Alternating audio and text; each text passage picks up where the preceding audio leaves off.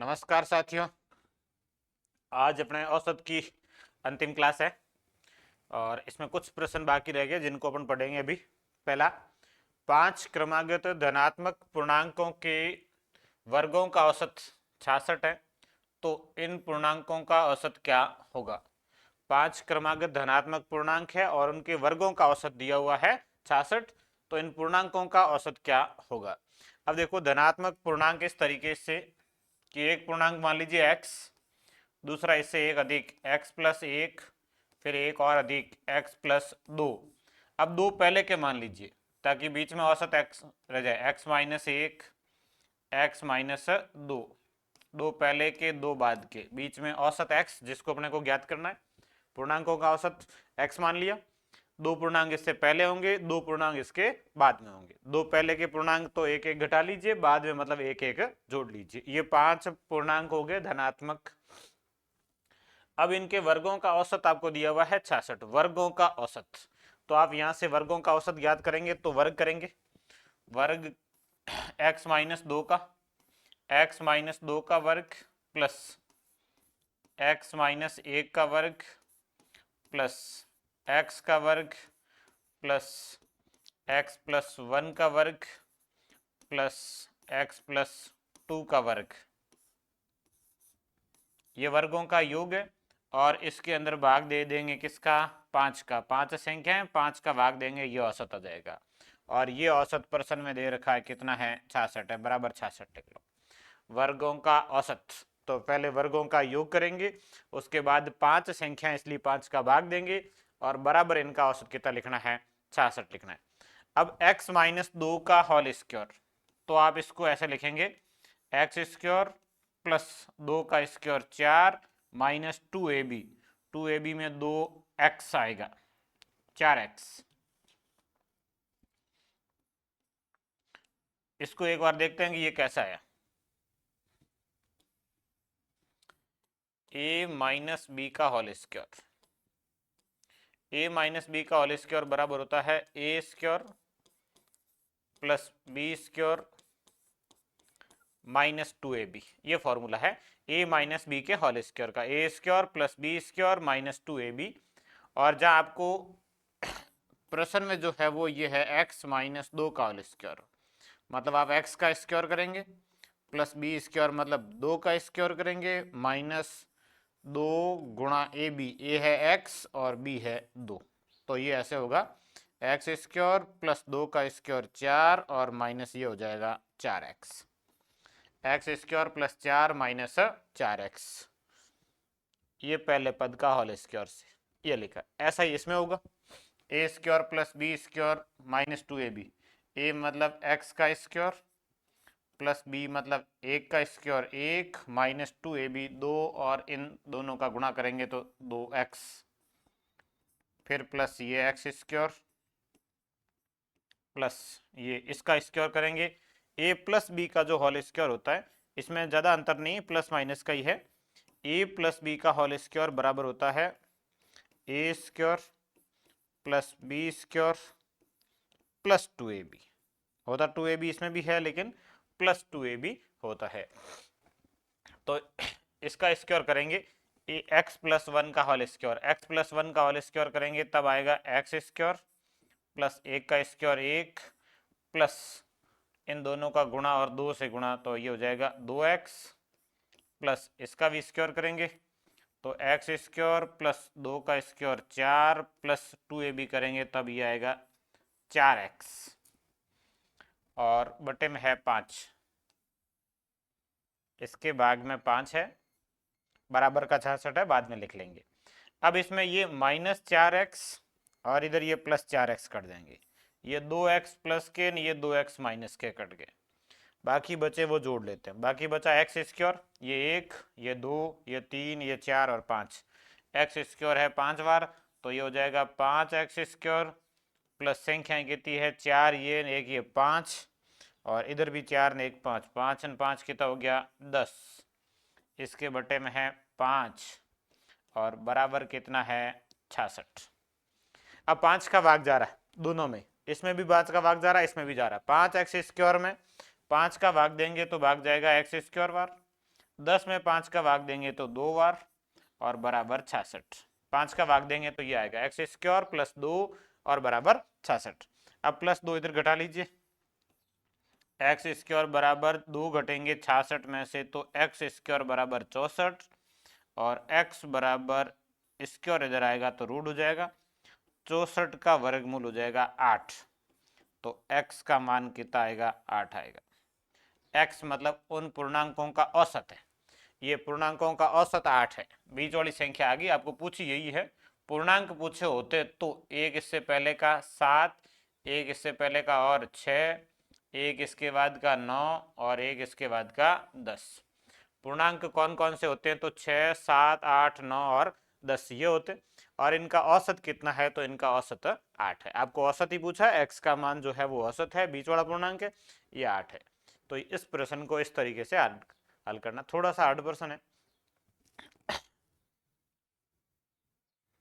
अगला ये आसान है, 4 विद्यार्थियों के औसत प्राप्तांक, 4 विद्यार्थियों के औसत प्राप्तांक 55% है, न्यूनतम प्राप्तांक 50% है, तो अधिकतम संभव, अधिकतम संभव मतलब अधिकतम कितना हो सकता है, औसत 55 है, 4 विद्यार्थी हैं, औसत 55 है, तो इसके कुल अंक हो जाएंगे वो हो जाएंगे 220। चारों विद्यार्थियों के कुल अंक कितने होंगे 220 होंगे। औसत 55 है, 4 विद्यार्थी गुणा कर लिया, चारों के 220 है। अब एक को अधिकतम करना है, 3 को न्यूनतम करना है। एक को अधिकतम संभव मतलब अधिकतम से अधिकतम कितना करें तो तीनों को न्यूनतम कर दो तो एक के अधिकतम हो जाएंगे। अब इन तीनों के न्यूनतम कितने, न्यूनतम अंक है 50, यदि 50 तीनों के 50-50 आए तो तीनों के टोटल अंक हो जाएंगे 150। 50-50 से यदि तीनों विद्यार्थियों के अंक आए तो ये होंगे 150 और चारों के हैं 220। अब एक बचा तो वो 150 घटा लो इसमें से, 220 में से 150 घटा लेंगे तो ये बच जाएगा 70। तो इसमें अधिकतम संभव कितना है 70 संभव है, अधिकतम संभव कितना है 70। मैक्सिमम कितना दिया जा सकता है 70 दिया जा सकता है। यदि आप कम से कम 50 देंगे तो 50-50 यदि 3 विद्यार्थियों को दें तो 150 हो जाएंगे, शेष बचेंगे वो 70, चौथे विद्यार्थी के अधिकतम हो जाएंगे, 3 के न्यूनतम और 1 के अधिकतम। तो इसके अधिकतम कितने हो सकते हैं 70 हो सकते हैं। ये आसान सा प्रश्न है। अगला, m से प्रारंभ होने वाले 5 क्रमिक पूर्णांकों का औसत n है, m प्लस 2 से प्रारंभ होने वाले 6 क्रमिक पूर्णांकों का औसत क्या होगा। अब देखो m से प्रारंभ होने वाले, ये m से प्रारंभ होने वाले कितने पूर्णांक है 5 पूर्णांक लिखने m, फिर अगला पूर्णांक आएगा m प्लस 1, फिर अगला आएगा m प्लस 2, फिर अगला आएगा m प्लस 3 और फिर अगला आएगा m प्लस 4। ये हो गए 5 पूर्णांक। ये 5 क्रमिक पूर्णांक है m से प्रारंभ होने वाले और इनका जो औसत होगा, समांतर संख्या है, समांतर संख्याओं का औसत होता है ठीक मध्य वाली संख्या, तो इनका औसत है m प्लस 2, ये औसत है। प्रश्न में दे रखा कि औसत n है, मतलब इसका मान n है। m प्लस 2 का जो मान है वो क्या है n है, इसका मान n है, ये n माइनस 1 है, ये n माइनस 2 है, ये n प्लस 1 है, ये n प्लस 2 है, औसत n है, ऐसा कह रहा है। 5 क्रमिक पूर्णांक m से प्रारंभ होने वाले ये और इनका औसत n और औसत है m प्लस 2, m प्लस 2 का मान जो n है। अब m प्लस 2 से प्रारंभ करें तो m प्लस 2 से प्रारंभ करोगे n से प्रारंभ करो एक ही बात है, क्योंकि m प्लस 2 n तो बराबर है, m प्लस 2 और n बराबर है। अब n से प्रारंभ करना है, m प्लस 2 का मतलब है n, n से प्रारंभ होने वाले 6 क्रमिक पूर्णांक लिखने, तो ये n, फिर अगला पूर्णांक आएगा n प्लस 1, फिर आएगा n प्लस 2, फिर आएगा n प्लस 3, फिर आएगा n प्लस 4 और फिर आएगा n प्लस 4 और लास्ट आएगा n प्लस 5। ये क्रमिक 6 पूर्णांक होंगे जो n से प्रारंभ हो रहे हैं। n से m प्लस 2 से प्रारंभ करना था लेकिन m प्लस 2 और n एक ही है, m प्लस 2 से प्रारंभ करो चाहे n से करो क्योंकि इसका मान n है, तो n से प्रारंभ करके ये 6 पूर्णांक हो गए। अब इन 6 पूर्णांकों का औसत क्या होगा, तो इसमें बराबर बीच में संख्या नहीं आ रही, तो आप पहली और लास्ट जोड़ लेते हैं। पहली संख्या n और लास्ट संख्या है n प्लस 5। पहली संख्या प्लस अंतिम संख्या और बटे 2, ये इसका उत्तर है। n n जुड़ जाएगा, 2n प्लस 5 और बटे 2। इसमें आगे यदि भाग दे के लिखें तो 2n में तो 2 का भाग जाएगा n बार, 5 में 2 का भाग पूरा पूरा नहीं जाएगा, 2.5 बार जाएगा। तो n प्लस 2.5, ये भी हो सकता है, ये भी हो सकता है। 2 का भाग दोनों संख्या में जाता है तब तो देना ही होता है, लेकिन यहाँ दोनों में तो नहीं जा रहा, एक में जा रहा है। 2n में 2 का भाग n बार, 5 में 2 का भाग 2.5 बार। तो इसका आंसर आएगा n प्लस 2.5। ये एक लॉजिकल मतलब तर्क का प्रश्न है, कोई ज्यादा मेथड की आवश्यकता नहीं है इसमें। अगला 12 संख्याओं का औसत 45.5 है। पहली 4 संख्याओं का औसत 41.5 है। अगली 5 संख्याओं का औसत 48 है। 10वीं संख्या 11वीं संख्या से 4 अधिक है और 12वीं संख्या से 9 अधिक है। तो 10वीं व 12वीं संख्या का औसत क्या होगा? ये एक हार्ड प्रश्न है। अब देखिए इसको कैसे हल करना है। सबसे पहले अपने पास में 12 संख्याएं हैं और उनका औसत दे रखा है, तो आप पहले इन 12 संख्याओं का योग ज्ञात करेंगे। जो 12 संख्याएं हैं उनका योग कितना होगा, तो 45.5 और इसका गुणा करेंगे 12 से। 45.5 का 12 से गुणा, 12 पंजे 60, जीरो हासिल लगेगा 6, 12 का 5 से 60, 6 66, 66 में भी 6 हासिल लगेगा 6, 12 चौके 48, 48 6 54 और यहाँ पॉइंट लगेगा। तो इन 12 संख्याओं का योग आया है 546। पहली बात तो ये 12 संख्याएं हैं और इनका योग कितना आएगा, 546 आएगा। अब दूसरी बात, पहली 4 संख्याओं का औसत, शुरू की 4, इन 12 में से 4 का योग लिखते हैं। ये 4 का योग, 4 संख्याओं का योग कितना होगा, तो 41.5 इनका औसत है और इसका गुणा करेंगे 4 से। 4 का 5 से गुणा 20 हासिल लगेगा 2, 4 का 1 से 4 अंक 2 6 और 4 का 4 से 16, 166.0, एक अंक छोड़ के पॉइंट लगाना है, तो ये आएगा 166। 4 संख्याओं का जो योग आ रहा है वो 166 आ रहा है। उसके बाद अगली 5 का और दिया हुआ, फिर 5 संख्याओं का योग, पहली 4 फिर अगली 5, टोटल 9 संख्याएं होगी। अब इन 5 संख्याओं का औसत है 48, गुणा करेंगे 5 से, 8 का 5 से गुणा 40, जीरो हासिल लगेगा 4, 5 का 4 से 20, 4 24, 240। ये अगली 5 का योग, ये 4 का योग, तो 5 और 4 9 संख्याओं का योग आ गया। ये 12 का है, 12 में से 9 घटा लेंगे, शेष बचेगी 3 संख्याएं, और वो 3 कौन सी बचेगी, 9वीं संख्या, सॉरी 10वीं संख्या, 11वीं संख्या और 12वीं संख्या, 3 बचेगी। 10वीं प्लस 11वीं प्लस 12वीं, इन 3 संख्याओं का योग शेष बचेगा।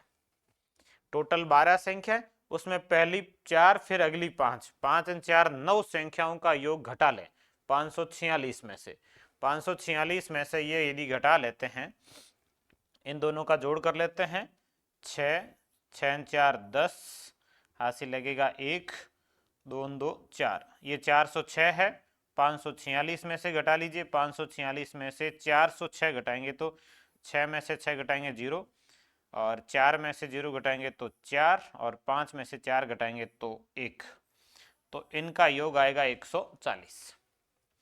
4 ये 5 ये 9 संख्याओं का योग 406 था, 546 में से घटा लिया, शेष 3 संख्याएं बची लास्ट वाली, और लास्ट तीनों का योग है 140। अंतिम 3 संख्याएं बची, क्योंकि पहली 4 फिर अगली 5, तो ये शुरू से 9 कट गई, टोटल 12, उसमें से 9 कट गई, शेष बची 3। 9 के बाद में 10वीं संख्या, 11वीं संख्या और 12वीं संख्या, 3 संख्याएं शेष बची, और इन तीनों संख्याओं का योग है 139।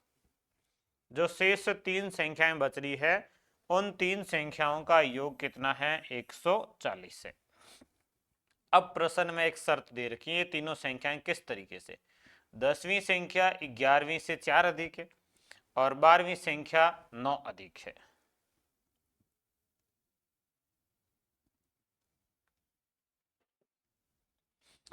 अब देखिए 12 संख्याओं का औसत था, उसमें 10वीं 11वीं और 12वीं तीनों हैं, इनको लिखते हैं अपन। 10वीं संख्या 11वीं संख्या और 12वीं संख्या।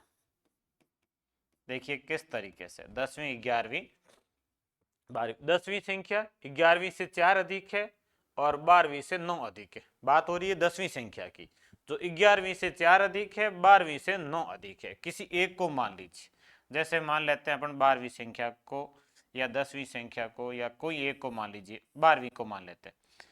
12वीं संख्या x, 10वीं संख्या है वो 11वीं से 4 अधिक है, 12वीं से 9 अधिक है। ये 12वीं संख्या है, इससे 9 अधिक है, 9 अधिक है तो ये x प्लस 9 होगा। 10वीं संख्या 12वीं संख्या से 9 अधिक है तो 12वीं संख्या को x मान लिया, 10वीं x प्लस 9 होगी। अब 10वीं संख्या 11वीं से 4 अधिक है, इससे ये 4 अधिक है, 4 अधिक है, इसका मतलब ये x प्लस 5 होगा, तभी 4 अधिक होगा तो ये 9 हो जाएगा। 11वीं से 4 अधिक है तो ये x प्लस 5 होगा, तभी इसमें 4 जोड़ेंगे तो ये x प्लस 9 आएगा। 10वीं संख्या अधिक होनी चाहिए, 11वीं से 4, 11वीं से 4 है, 12वीं से 9 है, ये संख्याएं होगी। और अब इन तीनों संख्याओं का योग आपको प्रश्न में दे रखा है 140। यहाँ से योग करेंगे x 2x 3x, ये 3x प्लस 9 5 14 बराबर 140। 3x बराबर 14 घटा लीजिए 140 में से 126, x बराबर 126 में भाग देंगे 3 का, 126 में 3 का भाग, 12 में 3 का भाग 4 बार और 6 में 3 का भाग 2 बार, तो x का मान कितना आएगा 42। x मतलब 12वीं संख्या 42, 12वीं संख्या 42। आपको पूछा है 10वीं और 12वीं का योग, तो औसत योग नहीं सॉरी, और 10वीं क्या होगी, 12वीं 42 है, 10वीं क्या होगी, तो 10वीं इससे 9 अधिक है, x प्लस 9 है, 42 और इसके साथ में 9 जोड़ दीजिए, 42 से 9 जोड़ेंगे तो 51, ये 10वीं संख्या। 12वीं संख्या 42, 10वीं संख्या 51, और इन दोनों का औसत, औसत के लिए 42 प्लस 51 बटे 2, दोनों को जोड़ के 2 का भाग दे दो, 2 1 3 5 4 9 और भाग देना है 2 का। 93 के अंदर 2 का भाग देना है, 9 में 2 का भाग जाएगा 4 बार, शेष बचेगा 1, और 13 में जाएगा 6.5 बार, तो इसका उत्तर आएगा 46.5। ये 10वीं और 12वीं संख्या का औसत कितना होगा 46.5 होगा।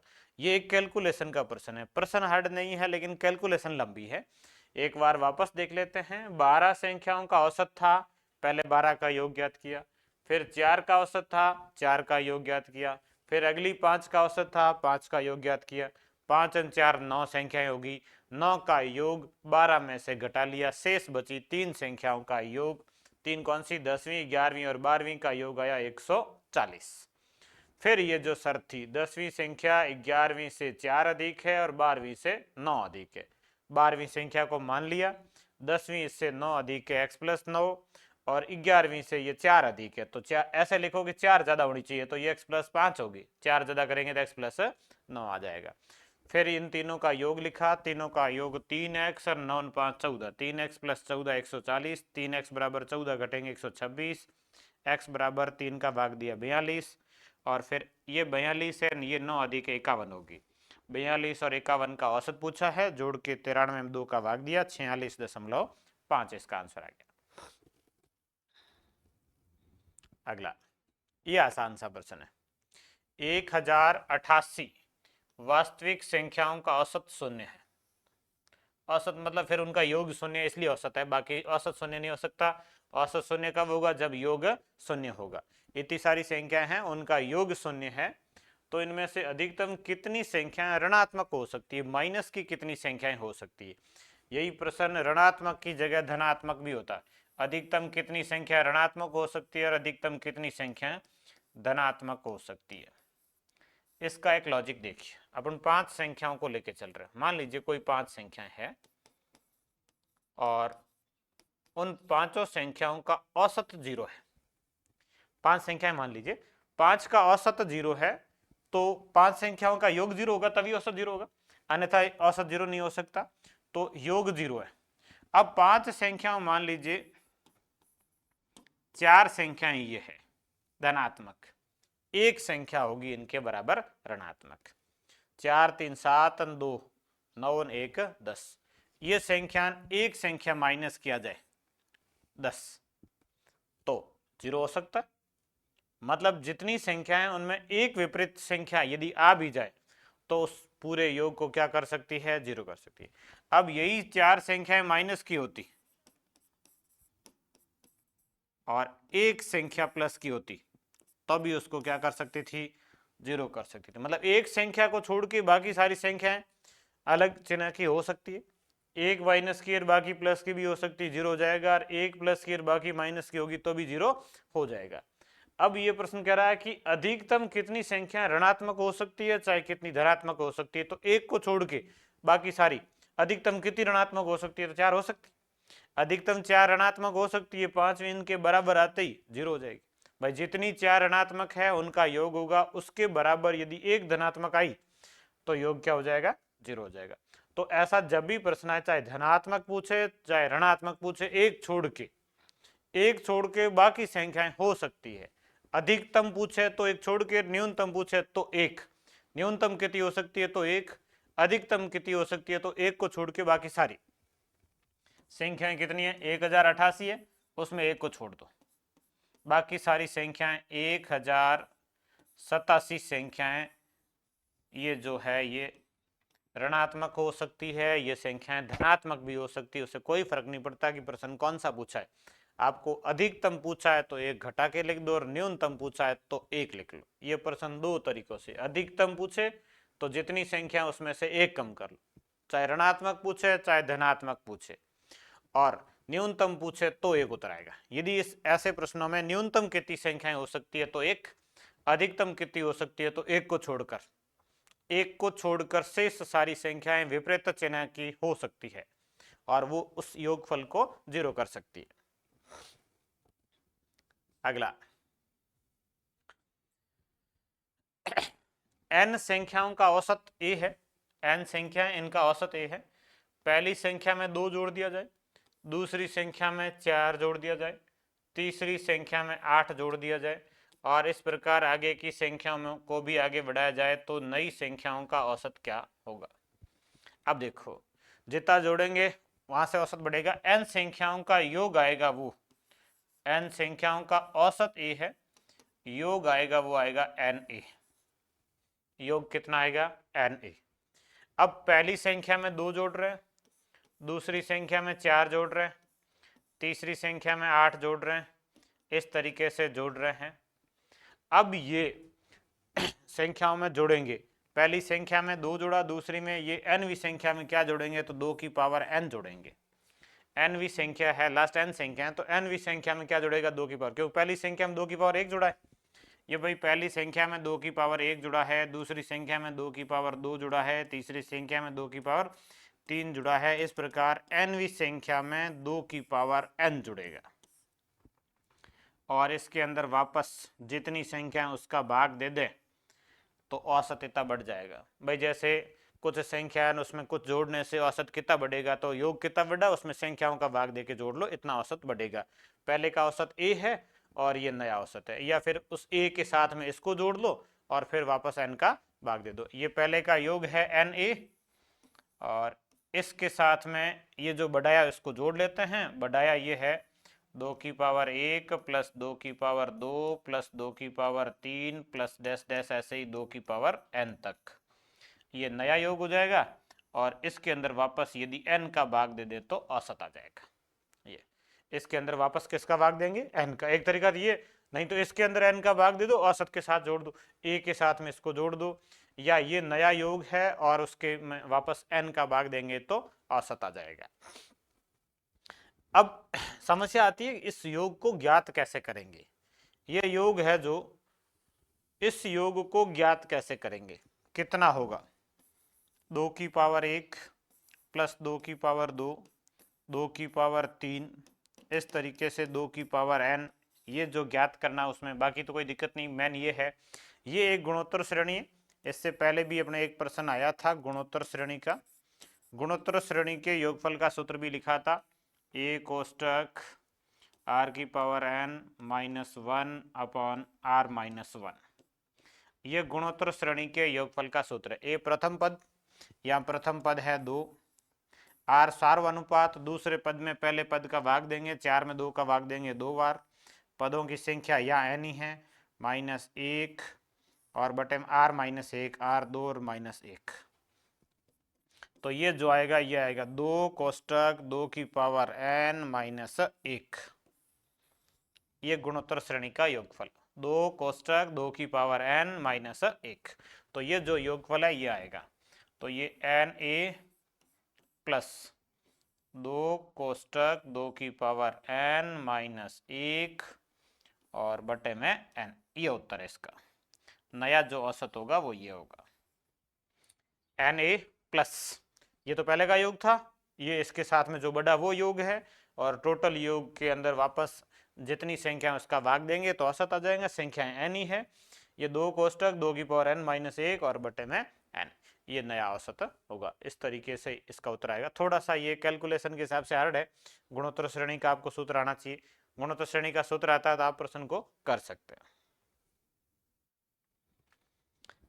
अगला, एक कक्षा के 3 सेक्शन ए बी व सी में 100 छात्र हैं। तीनों सेक्शन के औसत अंक 84, बी और सी का औसत अंक 87, ए का औसत अंक 70, तो ए में छात्रों की संख्या कितनी है। अब देखिए ये बी और सी का कंबाइंड दे रखा है, एक तो है ए का, एक है बी और सी का, दोनों का कंबाइंड है, और एक है तीनों का औसत ए बी सी। तो यहां से आप क्रॉस घटा के इधर जो आएगा वो आएगा ए का, और इधर जो आएगा वो बी प्लस सी का अनुपात आ जाएगा। ए और बी प्लस सी का अनुपात ऐसे आप ज्ञात कर सकते हैं। ए के अंक बी प्लस सी के अंक टोटल अंक, ये घटाएंगे तो ए अनुपात बी प्लस सी आ जाएगा। अगर आपको ए ही चाहिए बी प्लस सी नहीं चाहिए अलग अलग तो ज्ञात कर सकते हो। ए का जो औसत अंक है 70, बी प्लस सी का जो औसत अंक है 87, 87.5, और तीनों सेक्शन का औसत अंक है वो है 84, ये घटा लीजिए। तीनों सेक्शन ए बी सी तीनों का 84, ए का 70 और बी और सी का 87। अब घटा लीजिए, 84 और 70 घटाएंगे तो इनका अंतर आएगा 14, इधर ये घटाएंगे तो 3.5, 3.5। अब ये पॉइंट हटेगा तो इधर 0 लग जाएगा, 35:140, 35:140 आएगा। ये पॉइंट हटेगा तो इधर 0 लगेगा, 35:140। और अब इसको आप 35 ने 140 को 35 से ही काट सकते हैं, 35 एक बार कटेगा, ये 35 से 4 बार, वैसे 3.5 14 से काट सकते थे, 3.5 7 से 2 बार कटता, 14 से 4 बार कटता, तो ये आता 1:4। छात्रों का जो अनुपात है ए और बी प्लस सी का, एक का हिस्सा 1 और बी प्लस सी का हिस्सा 4, मतलब यदि टोटल 5 विद्यार्थी होते हैं तो उसमें से 4 ये है 1 ये है, टोटल 5 होते हैं तो टोटल छात्र जो है वो 100 है। इस 100 को आप 1:4 में बांटेंगे, 4 ने 5 ऐसे करने तो 100 में 5 का भाग देंगे, 100 में 5 का भाग जाएगा 20 बार, तो एक हिस्से का मान आएगा 20, 4 हिस्सों का आएगा 80। तो सेक्शन ए में कितने छात्र हैं 20, और बी और सी में कितने हैं 80। ये दोनों के कॉमन है, केवल अकेले के नहीं है। बी और सी के 80 है, ए के 20 है। आपको ए के पूछे तो ए में कितने छात्र हैं 20 छात्र हैं। ये एलिगेशन मेथड से कर सकते हैं आप। अगला, 10 व्यक्तियों की टीम में 9 व्यक्तियों ने अपने भोजन पर प्रति व्यक्ति 40 रुपए खर्च किए। शेष एक व्यक्ति ने 9 रुपए अधिक खर्च किए, उनके भोजन पर कुल कितना व्यय हुआ।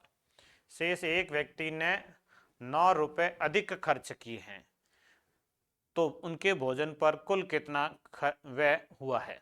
10 व्यक्तियों की एक टीम है, उसमें से 9 व्यक्तियों ने अपने भोजन पर प्रति व्यक्ति 40 रुपए खर्च किए और शेष एक व्यक्ति ने, ये औसत से होगा, यानी लिखा औसत खर्च से 9 रुपए अधिक। औसत खर्च से 9 रुपए अधिक खर्च किए, तो उनके भोजन पर कुल कितना खर्च हुआ है। 10 व्यक्ति है, उनमें से 9 का खर्च है 40, 10 का औसत मान लीजिए पूरा ही, 10 का जो औसत है उसको मान लो x। टोटल 10 व्यक्तियों का औसत खर्च कितना x, तो इन 10 व्यक्तियों का जो कुल खर्च होगा, ये औसत था, कुल खर्च के लिए औसत गुणा संख्याएं, 10 व्यक्ति x औसत, कुल खर्च कितना आएगा 10x। अब 9 व्यक्तियों ने प्रत्येक 40 के हिसाब से खर्च किया, तो इन 9 का कुल, 9 व्यक्तियों का कुल खर्च होगा वो 40 गुणा 9 होगा, 40 गुणा 9, 9 चौके 36, 359। 9 व्यक्तियों ने प्रति व्यक्ति 40 रुपए खर्च किए हैं, तो 9 व्यक्तियों का कुल खर्च हो गया 360 और एक व्यक्ति बच गया 10वां। 10वें व्यक्ति का खर्च औसत से 9 अधिक है, औसत x है और 9 अधिक है x प्लस 9, ये 10वें व्यक्ति का खर्च है x प्लस 9, ये 9 व्यक्तियों का खर्च है। यहां से देखें तो टोटल 10 व्यक्तियों का जो खर्च है वो 360 प्लस x प्लस 9, इन दोनों को जोड़ दे, 9 का ये 10वें का ये, तो ये टोटल खर्च आ गया 369, 369 प्लस x, ये 10 व्यक्तियों का टोटल खर्च और ये 10 व्यक्तियों का टोटल खर्च। औसत से वो है, यहां से देखें तो ये है, ये दोनों बराबर होंगे, x का मान आ जाएगा 10x बराबर 369 प्लस x उधर घट जाएगा 10 में से, 9x बराबर 369, तो x बराबर 9 का भाग देंगे 369 में, 369 में 9 का भाग देंगे, 9 चौके 36, 9 एकम 9, 41 बार, तो जो x का मान है, मतलब 10 व्यक्तियों का जो औसत खर्च है वो 41 है। तो उनके भोजन पर कुल कितना खर्च हुआ है, तो 10 का गुणा कर दीजिए 41 से, कुल खर्च कितना है, तो 41 गुणा 10, यह आ जाएगा 410, कुल खर्च कितना है 410 है। एक बार वापस देख लो, 10 व्यक्तियों की टीम में से 9 व्यक्तियों ने अपने भोजन पर 40 रुपए प्रति खर्च किए, शेष एक व्यक्ति ने औसत खर्च से 9 रुपए अधिक खर्च किए। औसत खर्च से 9 अधिक किए, तो 10 व्यक्तियों का औसत x मान लीजिए। ये प्रश्न थोड़ा सा अलग ऐसे भी हो सकता था कि 10वें ने 9 व्यक्तियों के औसत से अधिक खर्च किया है, वैसा होता तो थोड़ा सा अलग उतर आता। ये प्रश्न की लैंग्वेज यहाँ स्पष्ट लिखी भी नहीं थी, तो इसको चेंज कर दिया था कि औसत खर्च से, ये औसत किसका, 10 व्यक्तियों का, तो 10 का औसत x, कुल खर्च 10x, फिर 9 व्यक्तियों का खर्च है वो 40 के हिसाब से है, तो 9 गुणा 40 कितना हो जाएगा 360। 10वें व्यक्ति का खर्च कितना है, औसत से 9 अधिक है, औसत x है, 9 अधिक x प्लस 9, इन दोनों को जोड़ेंगे तो 10 व्यक्तियों का खर्च आएगा, ये 10 व्यक्तियों का कुल खर्च है, बराबर लिखेंगे, x का मान 41 आएगा और इनका कुल खर्च कितना होगा, तो 41 गुणा 10, 410। अगला, एक उद्यान में सप्ताह के दिनों में औसतन 30 बच्चे खेलते हैं और सप्ताह अंत में औसतन 60 बच्चे खेलते हैं।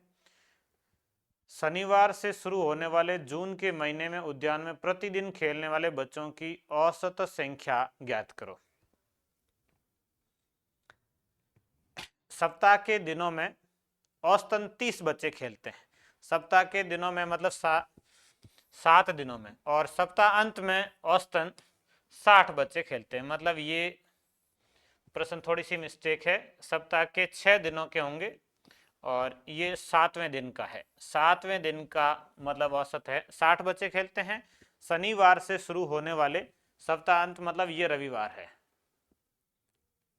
ये है रविवार, सप्ताह अंत मतलब सप्ताह का अंतिम दिन रविवार होगा, और शनिवार से शुरू होने वाले जून के महीने में उद्यान में प्रतिदिन खेलने वाले बच्चों की औसत संख्या ज्ञात करो। शनिवार से शुरू होगा, जून का महीना है, जून 1 जून है और इस 1 जून को शनिवार है, 1 जून को शनिवार है। इसके बाद में 2 जून को आपके रविवार आएगा,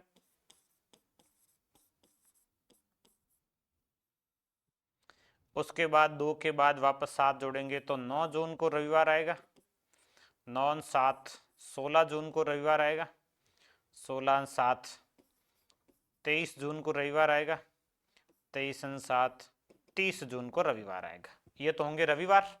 आपको ये देखना है कि रविवार कितने हैं और बाकी के दिन कितने हैं। बाकी के दिनों में, बाकी के 6 दिनों में औसतन 30 बच्चे आते हैं, लेकिन रविवार को सप्ताहांत मतलब सप्ताह का अंतिम दिन है, अंतिम दिन रविवार है, रविवार को 60 बच्चे आते हैं।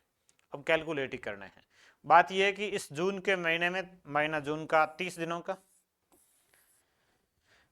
और इस 30 दिन में रविवार कितने हैं और बाकी के दिन कितने हैं, ये कैलकुलेट करना है। इस जून के महीने में रविवार कितने हुए, 1 2 3 4 और 5 रविवार है और 25 सामान्य दिन है।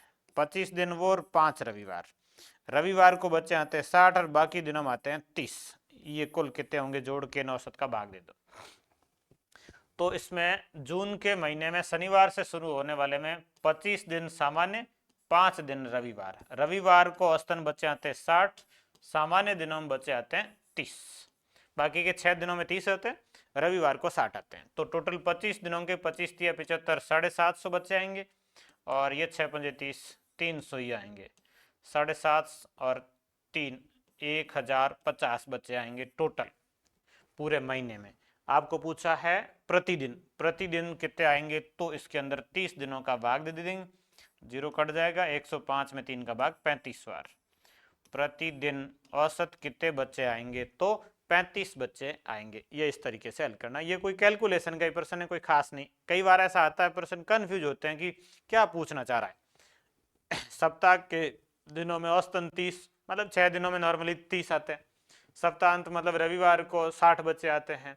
अब रविवार कितने होंगे, जून के महीने में शनिवार से शुरू होता है, मतलब 1 जून को शनिवार है, जून के महीने में 30 दिन है, 30 जून, 5 रविवार आएंगे। पहले ये कैलकुलेट करने, रविवार पहला कब आया, 2 जून को, फिर 7 7 जोड़ दो, 2 के बाद 7 जोड़ेंगे, 9 9 7 16, 16 7 23, 23 7 30, ये 5 तो वे रविवार, और बाकी के जो बचे 30 में से 5 काट दीजिए, 25 दिन सामान्य दिन होंगे। 25 गुणा 30 करना है और 5 गुणा 60 करना है, क्योंकि बाकी दिनों में 30 आते हैं, रविवार को 60 बचे आते हैं। टोटल 1050 बच्चे आए पूरे महीने में। औसत ज्ञात करने के लिए 30 का भाग दे देंगे। प्रतिदिन कितने बचे आए, तो 35 बचे आए।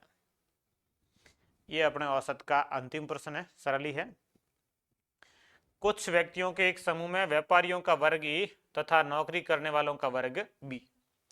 पूरे समूह की औसत आयु 27 वर्ष। यदि वर्ग ए के व्यक्तियों की औसत आयु 34 वर्ष और वर्ग बी की औसत आयु 24 वर्ष है, तो पूरे समूह में व्यापारियों तथा नौकरी करने वालों में से प्रत्येक का प्रतिशत ज्ञात कीजिए। ये व्यापारी वर्ग ए, दूसरा वर्ग बी, और दोनों का मिला के ये ए प्लस बी। अब यहां से आप अनुपात ज्ञात सकते, ए और बी नौकरी करने वालों का, पूरे समूह का औसत 27 है, ए और बी दोनों को मिला के कितना है, औसत 27। वर्ग ए के व्यक्तियों की औसत आयु है 34, ए की 34, ये ए की 34 है और बी की है 24, ये 24, ए की 34, बी की 24 और सभी की कितनी है, 27। यहां से अनुपात आ जाएगा, ये 34 और 27, 3 ये 4 वो 7, और 24 और 27 ये होंगे 3, 3 अनुपात 7 है। अब परसेंटेज में कितने होंगे, 3 और 7, तो 30% ये होंगे, 70% ये होंगे, 100% होने चाहिए, तो 3 अनुपात 7 का मतलब 30-70 होंगे। तो 30% होंगे ए वर्ग के व्यापारी है और 70% होंगे बी वर्ग के जो नौकरी करने वाले हैं। 30% ये, 70% ये। तो ये एलिगेशन मेथड से 3 अनुपात 7 आ रहा है, 3 अनुपात 7 को आप ऐसे लिख सकते हैं। ये अपने औसत के जो प्रश्न थे इस टॉपिक में जितने बनते हैं, मैंने आपको सभी प्रकार के सरल हार्ड हर एक प्रकार का प्रश्न आपको करवा दिया गया है।